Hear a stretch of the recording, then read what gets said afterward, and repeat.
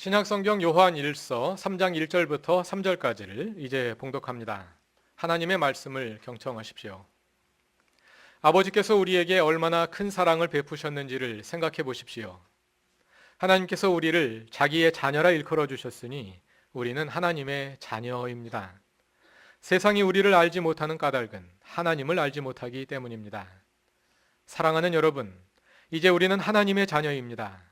앞으로 우리가 어떻게 될지는 아직 밝혀지지 않았습니다만 그리스도께서 나타나시면 우리도 그와 같이 될 것임을 압니다. 그때에 우리가 그를 참 모습대로 뵙게 될 것이기 때문입니다.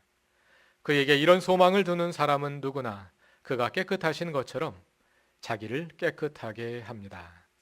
아멘. 하나님께서 이 말씀을 통하여 우리에게 은혜 주시기를 원합니다.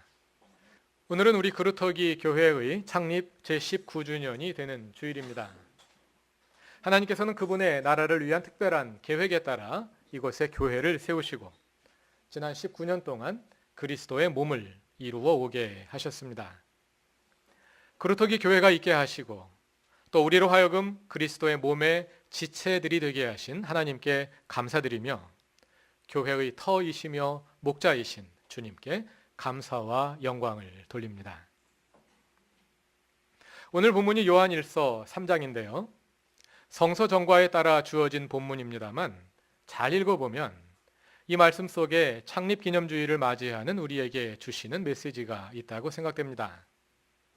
그래서 오늘은 이 말씀을 통해서 그루터기 교회의 오늘과 내일에 관해 하나님께서 주시는 말씀에 귀 기울이고자 합니다. 본문은 이렇게 시작됩니다. 하나님께서 우리에게 얼마나 큰 사랑을 베푸셨는지를 생각해 보십시오. 개역개정판이 좀 더 직역에 가까운데요. 다음과 같습니다. 보라, 아버지께서 어떠한 사랑을 우리에게 베푸셨는가. 여기 베푸셨다는 동사가 현재 완료 시제로 되어 있습니다. 전에도 말씀드렸습니다만 헬라어의 현재 완료 시제는 과거에 이루어진 동작의 결과가 현재까지 미치고 있을 때 사용합니다. 말하자면 하나님께서 과거에 우리를 사랑하셨고 그 사랑의 결과가 오늘 우리에게서 나타나고 있다는 것입니다. 그동안 하나님께서 우리 그루터기 교회에 어떠한 사랑을 베푸셨습니까? 그리고 그 결과가 오늘 우리에게 어떻게 나타나고 있습니까? 물질주의와 성공주의가 교회 안에도 만연하여 교회와 세상을 구별하기 어렵게 된 이 시대에 모든 나무들이 잘려나가고 불타버린 황량한 벌판과 같은 현실에서 하나님께서는 우리 교우들에게 바른 교회에 대한 열망을 심으셔서 믿음의 그루터기가 되겠다는 다짐으로 이 교회를 세우게 하셨습니다. 그리고 지난 19년을 지내오는 가운데 많은 우여곡절이 있었고 내리막길도 있었고 오르막길도 있었지만 그 속에서 하나님은 변함없이 우리를 사랑하셔서 크게 흔들리지 않고 믿음을 지켜오게 하셨습니다. 그 사랑의 결과로 오늘 우리가 이 자리에 있습니다. 비록 작은 예배당입니다만 이 자리를 꽉 채우고 있는 여러 교우들이 바로 그 하나님의 사랑의 증거입니다. 한번 다 같이 주위에 계신 교우들을 둘러봅시다. 그리고 다시 한번 인사 나눕시다. 당신이 바로 사랑의 증거입니다.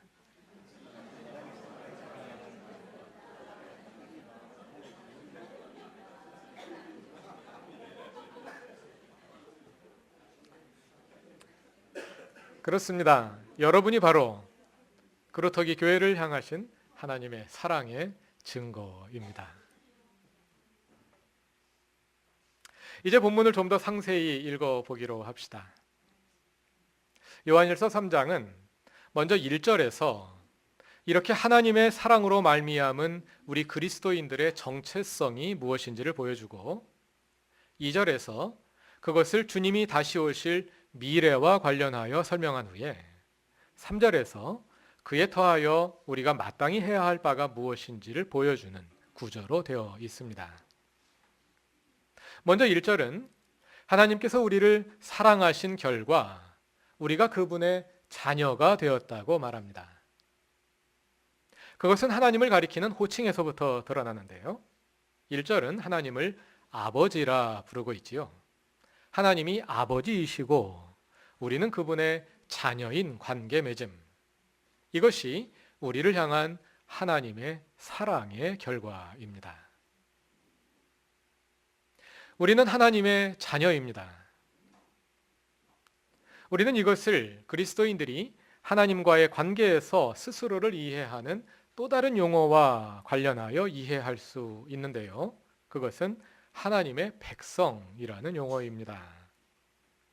복음의 핵심은 하나님의 나라, 즉 하나님께서 우리의 왕이 되신다는 것입니다. 하나님이 왕이 되심으로 우리는 그분의 백성입니다. 이 하나님 나라의 복음을 받아들이는 것이 믿음입니다. 다시 말해서 믿음이란 우리가 하나님의 백성임을 받아들이는 것입니다. 따라서 우리가 복음을 믿음으로써 가장 먼저 가지게 되는 정체성은 하나님의 백성으로서의 정체성이라 할 수 있겠습니다. 그런데 이것은 왕정시대를 배경으로 한 이해입니다. 각 나라마다 왕이 있고 왕이 백성을 다스리고 있던 시대에 이 왕이라는 존재는 사람들에게 하나님이 어떤 분이신지를 설명하기에 가장 좋은 매개였을 것입니다. 하나님은 누구시냐? 바로 왕과 같은 분이다. 그러면 가장 잘 설명이 되었던 것이죠. 그리고 이것은 사탄의 지배하에 있던 우리를 하나님께서 구원하셔서 그분의 백성이 되게 하신 것을 보여주기에 가장 좋은 비유이기도 합니다. 사탄의 나라의 백성이던 우리가 해방되어 하나님 나라의 백성이 된 것이죠. 그러나 왕과 백성의 관계는 이러한 장점을 가지고 있는 반면에 하나님과 우리의 친밀한 관계를 다 드러내어 주지 못하는 한계가 있습니다. 왜냐하면 그 시대 백성은 왕의 소유물에 불과하기 때문입니다. 왕이 백성에게 아무리 잘해주더라도 그것은 분명한 신분의 차이를 전제한 것입니다. 왕이 백성에게 아무리 온정을 베풀고 선한 통치를 하더라도 그 왕 위를 잇는 사람은 왕의 아들이지 백성이 왕이 될 수는 없습니다. 왕과 백성 사이에는 결코 남을 수 없는 엄연한 간격이 있습니다. 물론 하나님과 인간 사이에도 근본적인 간격이 있습니다. 하나님이 사람에게 아무리 잘해 주시더라도 하나님은 하나님이시고 사람은 사람일 뿐입니다. 그것은 왕과 백성 사이의 간격과 비교할 수 없는 근본적이고 무한한 간격이라 할 수 있습니다. 그러나 하나님은 인간을 그 무한한 간격을 두고 대하기를 원하지 않으십니다. 창세기 1장은 그 간격을 넘어 하나님께서 당신의 형상대로 사람을 지으셨다고 말합니다. 그 형상이라는 것이 무엇을 의미하는지에 대해서는 여러 가지 해석이 있습니다. 그러나 무엇이 되었든 이것은 하나님께서 사람을 만드실 때 하나님과 사람 사이에 어떤 근본적인 친밀성과 깊은 관계를 의도하셨음을 의미합니다. 그런데 인간은 타락함으로써 스스로를 하나님과의 그 친밀성으로부터 단절시켜버리고 말았습니다. 그러나 하나님은 그것을 다시 회복하기 원하셨습니다. 그래서 하나님이 친히 사람이 되어서 우리와 똑같은 존재가 되셔서 이 땅에 오신 것입니다. 그분이 바로 예수 그리스도이십니다. 하나님과 우리 사이에 이러한 근본적인 친밀성은 왕과 백성이라는 관계만 가지고는 다 담아내기가 어렵습니다. 그래서 하나님은 우리를 단지 백성이라 부르시지 않고 하나님의 자녀라 부르시는 것입니다. 또 백성에게는 자유가 없습니다. 물론 한 왕이 백성을 다른 왕의 압제로부터 해방시켜 줄 수는 있습니다. 그럼 백성은 그 왕을 통해 다른 왕으로부터 자유를 얻었다 할 수 있을 것입니다. 그러나 이것은 다른 왕으로부터의 자유일 뿐이지 백성이 자신의 왕으로부터 자유로울 수는 없습니다. 왕정 시대의 온전한 자유란 오직 왕에게만 있는 것입니다. 요즘 개념으로 하자면 백성에게는 언론, 출판, 집회, 결사의 자유가 없고 선거권도 피선거권도 없습니다. 성립할 수 없습니다. 그런 것이. 왕은 백성이 굶지 않고 억울한 일 당하지 않게 보살펴 주기만 하면 좋은 왕입니다. 백성이 어려울 때 신문고를 두드릴 수 있게 해주면 정말 좋은 왕입니다. 그러나 왕이 백성에게 자유를 줄 수는 없습니다. 왕이 백성에게 자유를 주는 순간 그 백성은 더 이상 그 왕의 백성이 아니기 때문입니다. 그러나 하나님은 사람을 자유로운 존재로 만드셨습니다.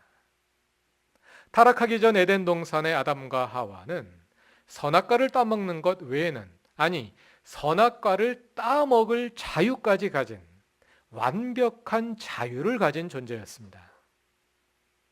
그리고 하나님은 이스라엘을 신앙과 윤리의 주체로 대하시며 그들과 관계를 맺으셨습니다. 때로는 하나님께서 그들에게 강권적으로 역사하기도 하셨지만, 그러나 더 많은 경우에 하나님은 이스라엘이 스스로 신앙의 주체로서 하나님을 선택하고 하나님께 돌아오기를 기다리셨습니다. 이런 점에서 볼 때 하나님과 우리의 관계는 근본적으로 왕과 백성의 관계만으로는 다 설명할 수 없는 특별한 관계입니다. 그래서 성경은 하나님과 우리가 부모와 자녀의 관계, 아버지와 아들, 딸의 관계라고 말씀하는 것입니다.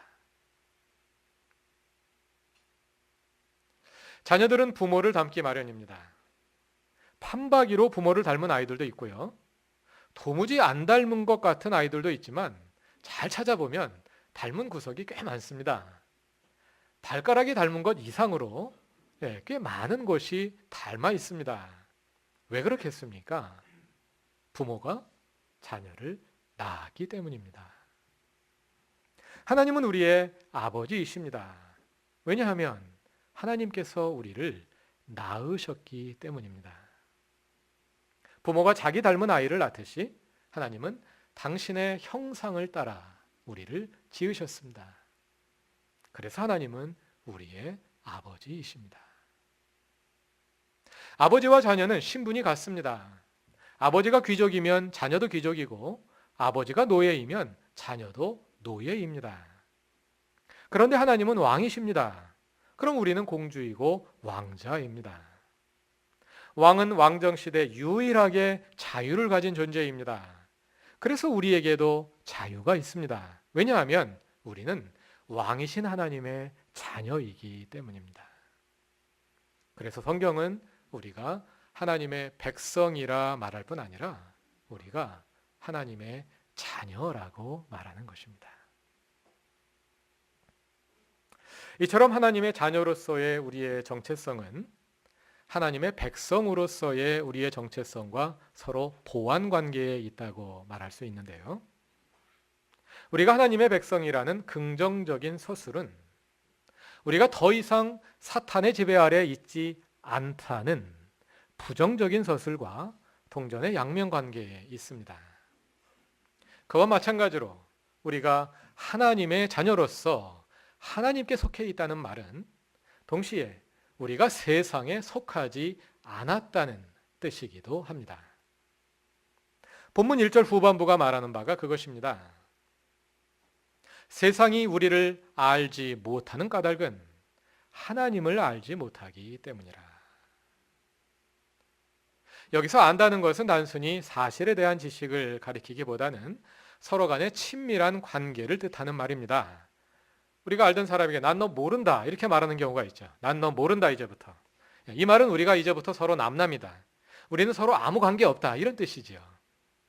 세상은 하나님과 적대적인 관계에 있으므로 하나님의 자녀인 우리도 마찬가지로 세상과 적대 관계에 있다는 것입니다. 세상이 우리를 모른다는 것입니다. 그런 의미에서 여러분이 잘 아시는 것처럼 성경에 나오는 이 세상이라는 말에는 두 가지 의미가 있습니다. 하나는 중립적인 의미이고 하나는 부정적인 의미입니다. 중립적인 의미에서 세상이란 하나님께서 창조하신 하늘과 땅과 사람들을 가리키는 말입니다. 하나님께서 이 세상을 이처럼 사랑하셔서 독생자를 주셨다고 말할 때 그 세상이 바로 이런 중립적인 의미의 세상입니다. 이 세상은 하나님의 사랑의 대상이고 그래서 그 세상이 잘 되게 하는 것이 그리스도인의 책임입니다. 그래서 우리는 세상의 소금이 되어서 참 세상 맛이 되는 참 세상이 되게 해야 되고 세상의 빛이 되어서 이 세상의 삶을 통해서 그리스도인 됨을 이루어야 하는 것입니다. 우리는 교회에서 그리스도인 될 뿐만 아니라 그것보다 더 많이 이 세상에서 그리스도인이 되어야 하는 것이죠. 이것이 세상의 중립적인 의미입니다. 그러나 성경에서 세상은 부정적인 의미로도 쓰입니다.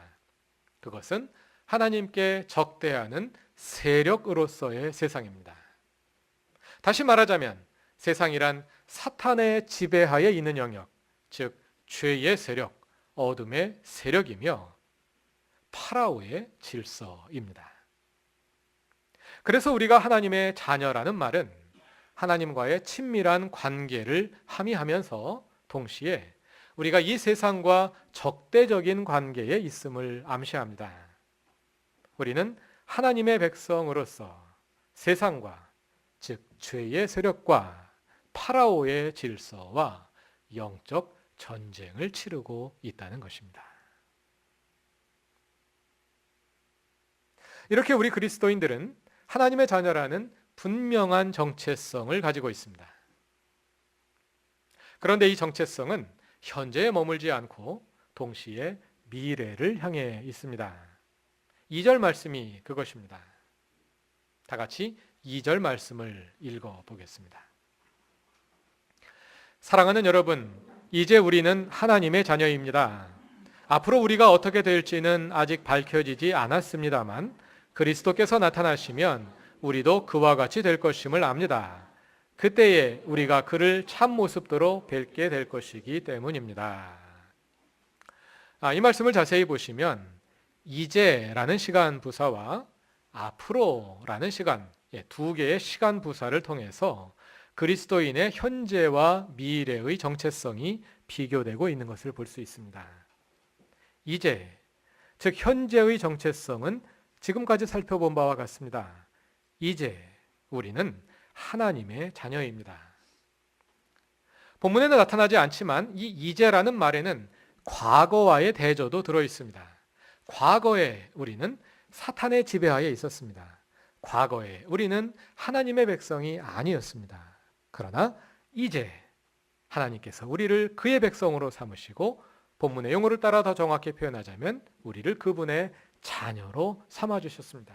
그래서 이제 우리는 하나님의 자녀입니다. 그럼 앞으로는 어떻게 될까요? 미래에 우리가 어떻게 될지는 아직 밝혀지지 않았습니다. 정확히 말하자면 앞으로 어떻게 될지는 미래의 일이므로 아직 나타나지 않았습니다. 그러나 본문은 말합니다. 비록 아직 나타나지 않았을지라도 우리는 미래에 어떻게 될지를 이미 알고 있다는 것입니다. 그것은 그리스도께서 나타나실 때, 즉 그리스도께서 다시 오실 때 우리도 그와 같이 될 것이라는 사실입니다. 우리도 그리스도와 같이 될 것이다. 이 말이 무슨 뜻인지는 분명하지 않습니다. 우리가 죽은 후에 영적인 몸을 가지게 되므로 우리가 하나님과 유사한 신적인 존재가 된다는 뜻일 수도 있을 것 같고요. 아니면 우리가 몸을 가진 인간으로서 이 땅에 살아가면서 완전한 인간이신 그리스도의 성품에 접근해서 그리스도의 성품과 비슷한 성품을 가진 그런 사람이 된다는 뜻일 수도 있을 것 같습니다. 아니면 둘 다를 의미할 수도 있을 것입니다. 이 땅에 살아가는 동안 우리는 온전한 인간이신 그리스도의 성품을 닮아가다가 주님이 오신 후에 영적인 몸으로 변화되어 그 닮아감을 완성한다는 뜻으로 말입니다. 어떠한 경우이든 앞에서 말씀드린 바와 같이 우리가 하나님의 자녀라는 말은 하나님과 우리 사이에 있는 친밀함과 유사함을 의미합니다. 우리는 하나님과 친밀한 관계 속에 있는, 그래서 그리스도의 모습을 닮아가는 존재라는 것이지요. 그러나 이 세상에서 살아가는 오늘 우리에게는 현실적으로 그 친밀성과 유사성이 흐려져서 모호합니다. 내가 정말 하나님의 형상대로 창조된 사람인지, 내가 정말 하나님이 그토록 사랑하시고 친밀한 관계를 맺기 원하셔서 그 아들을 내어주시기까지 한 그 장본인인지 확신이 서지 않을 때가 많이 있습니다. 그러나 주님이 다시 오실 그 날에는 더욱 확실해질 것입니다. 왜냐하면 우리는 그때 하나님과의 완전한 관계 속에 들어가게 될 것이기 때문입니다. 우리는 그날 영광 중에 그리스도 안에서 하나님을 보게 될 것이고, 그리스도와 같이 되어 타락이 전에 에덴 동산에 있었던 아담과 하와와 같이 하나님과 온전한 관계를 회복하게 될 것입니다. 그러므로 미래를 바라보며 오늘을 살아가는 그리스도인의 삶은 그 그리스도의 모습에 더 접근해 가는 과정, 다시 말해서 그리스도를 닮아가는 과정이라 할 수 있을 것입니다. 이어지는 3절은 그것을 다시 설명하여 그리스도의 깨끗하심과 같이 자기를 깨끗하게 하는 것이라고 말합니다. 깨끗하다는 말은 죄로부터의 자유 또는 세상과 구별된 삶을 뜻합니다. 그렇게 되어 가는 것입니다. 그리고 그것을 또 다시 말하자면 우리가 하나님의 자녀됨을 온전히 이루어가는 과정이라고도 할 수 있을 것입니다. 우리는 이미 하나님의 자녀입니다. 그리고 이 땅에서 그 자녀됨을 이루며 세상과 구별되는 삶을 살아갑니다. 그러나 우리는 여전히 모호함 속에 있어서 때로는 우리가 하나님께 속한 사람인지 이 세상에 속한 사람인지 잘 구별되지 않을 때가 많습니다. 그러나 주님이 오실 그때 우리는 온전히 그리스도와 같이 될 것이며, 그래서 하나님의 자녀됨을 온전히 이루게 될 것입니다. 그때까지 우리는 그리스도를 닮아가는 과정을 계속해 가는 것입니다. 본문 3절이 앞절과 다른 특징이 하나 있다면 그것은 복수형으로 이어지던 설명을 단수로 바꾼 것입니다. 1절과 2절에서 서술의 주제는 우리였습니다. 아버지께서 우리에게 얼마나 큰 사랑을 베푸셨는지, 하나님께서 우리를 자기 자녀라 일컬어 주셨으므로 우리는 하나님의 자녀입니다.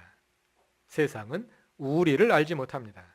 이제 우리는 하나님의 자녀이고 앞으로 그리스도가 나타나실 때 우리도 그와 같이 될 것입니다.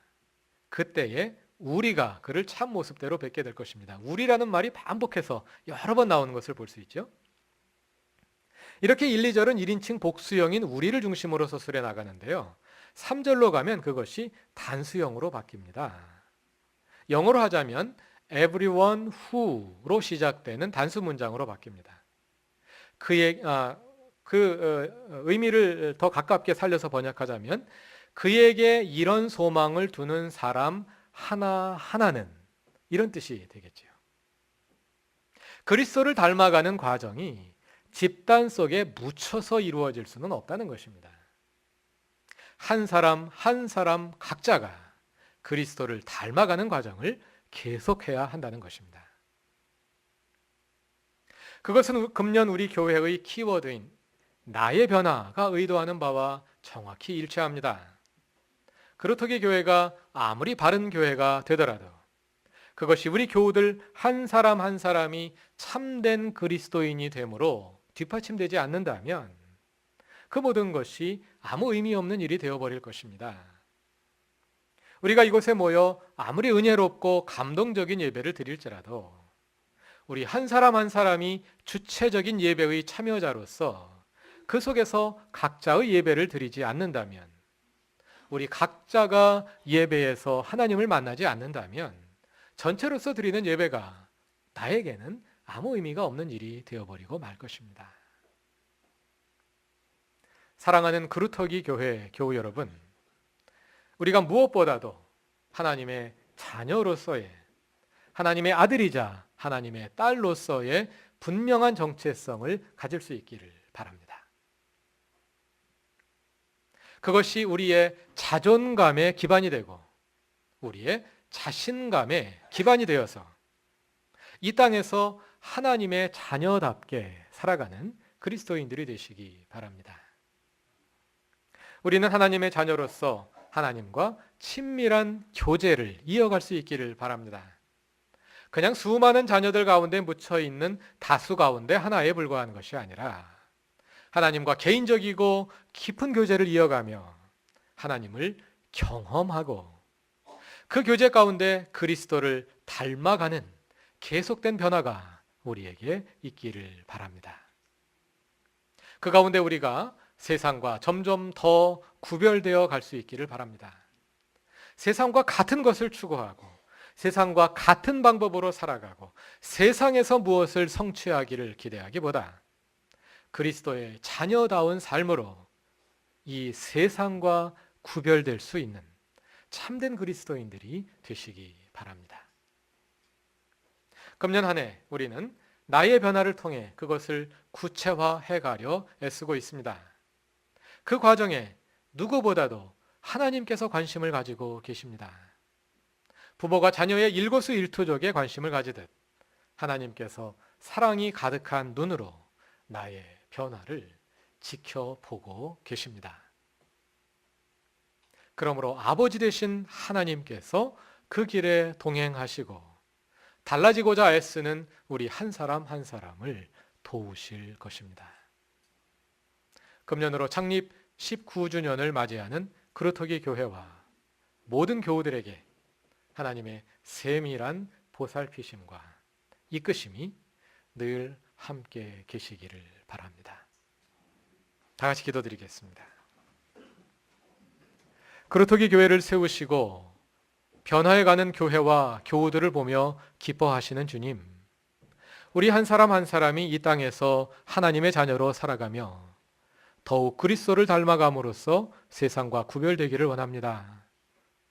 교회의 변화와 함께 나의 변화도 이루게 하시고 그래서 그루터기 교회가 이 땅에서 하나님 나라의 표징이 되게 하옵소서. 사회가 암울하고 교회가 희망이 되지 못하는 이 시대에 진정 세상의 빛과 소금이 되는 교회이게 하옵소서. 늘 하나님과 친밀하게 교제하는 가운데 하나님으로부터 오는 그 능력으로 살아가게 하옵소서. 예수님의 이름으로 기도드립니다. 아멘.